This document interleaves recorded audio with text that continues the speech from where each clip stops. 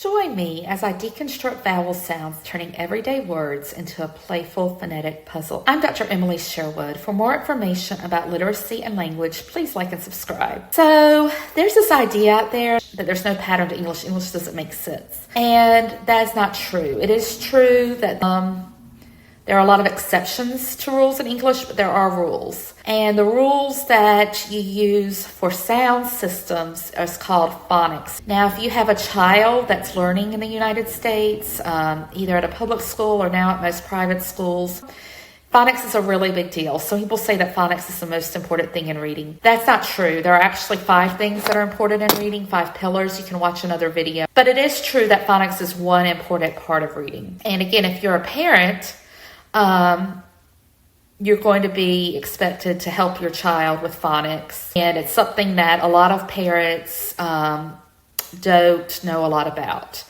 Because back when I was in school, you were taught just how to memorize words and you were taught the alphabet, but you weren't taught a lot of phonics. And that's why phonics has become a big trend. Because it was something that was missing that was very important. Again, it is an important part of reading and it is foundational to reading. In other words, if you know phonics, it can really help you learn how to read and read more easily. So, phonics is our sound system in English. And there are 26 letters that represent sounds in English. Now, you put those letters together and they make different sounds. And I think that's when English starts getting confusing. So first I'm going to go through some basic terms. So there's the word grapheme. You might also hear it called a phonogram, and that's just a sound. So I know especially like some homeschool curriculums, they use the words grapheme. Or they might use the words phonogram. It's the same thing. And in the phonetic system, the most important and the most common sounds are what we call the vowels. And those are A, E, I, O, U. And sometimes Y sounds like a vowel. Sometimes it sounds like I or E. But every word in English has a vowel. It's not an English word if it doesn't have a vowel. And in English, knowledge of the vowels can help you to know the words, how the word sounds. Even if you don't know the word, if you've never said the word, the vowels can give you a clue, and it's more important in some ways than consonants, which are the other letters. But in English, knowledge of the vowels is key. It's really the most important thing when you're learning how to read phonetically. If you know the vowels, it's much easier for you to learn how to read. So in English, again, there's 5. A, E, I, O, U. Sometimes there's Y because it sounds like I or E. Now, if you have a child in school in the United States, there's a lot of terms that go along with vowels that are kind of confusing. So I'm going to go over that and give some examples. So short vowels are the easiest vowels. And if you have a child in school or you're teaching a child to read, this is what we start with because these are the most basic words. So the short vowels are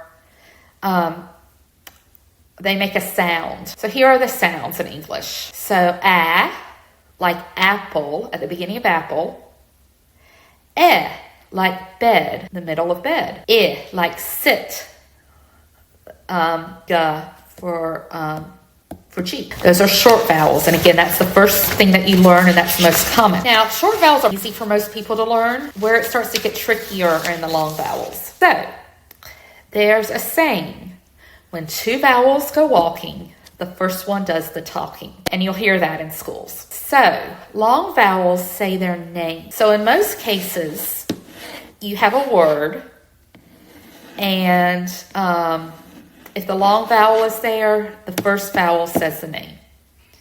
Now that might seem a little fuzzy now, but I'm going to give some examples. So the most common pattern, and you might hear it called falsy E or silent E, or magic E. They call it different things when they're teaching children. It's where you have a vowel, a consonant, and then E. And in that case, the letter says its name. So for example, the word cake, like a birthday cake, C-A-K-E. It says A because of that E on the end. It doesn't say A. So another example is when we have cane, C-A-N-E, that's something that you use to walk. Because it has the A, it sounds like cane. I take the E away. Because it has E, it sounds like cane. It has an A sound. Take the E away, and it becomes can. You have that short vowel sound. Kite. You have I, consonant E. I take the E away. It's called kit. It's a short I. I have the E and it's a long I. Now, in English, you also can have it where you have two vowels together, and that can be very confusing. So if you have, for example, the word boat,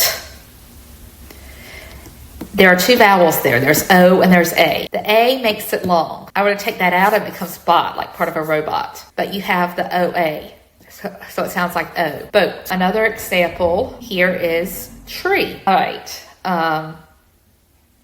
And another example is,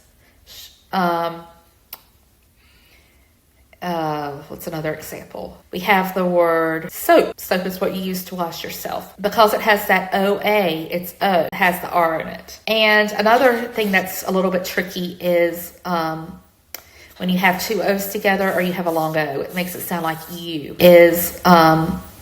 When you have two O's together or you have a long O, it makes it sound like you. So, for example, the word shoe, it's not show, it's shoe. And it sounds like it should be show because, again, there's two vowels. But when there's an O and another letter, it sounds like you. So you have the word shoe, S-H-O-E, shoe. Or you have a cow. What does a cow do? It goes moo, M-O-O. It's not mo, it's moo. So this is an exception to the pattern, and this makes it really hard for a lot of students to understand long O. And so what can you do to help your students with vowels? So there are things like word hunts. There's word stretching where you just say the words. You can just say the words together. And there's also something called minimal pairs, which are words that are similar. And I'm going to put an exercise down here for minimal pairs so that you can see that. For example, you have the words pin and you have the words pine. Pine is a type of tree and that's grown in the United States in the South. So you have pin,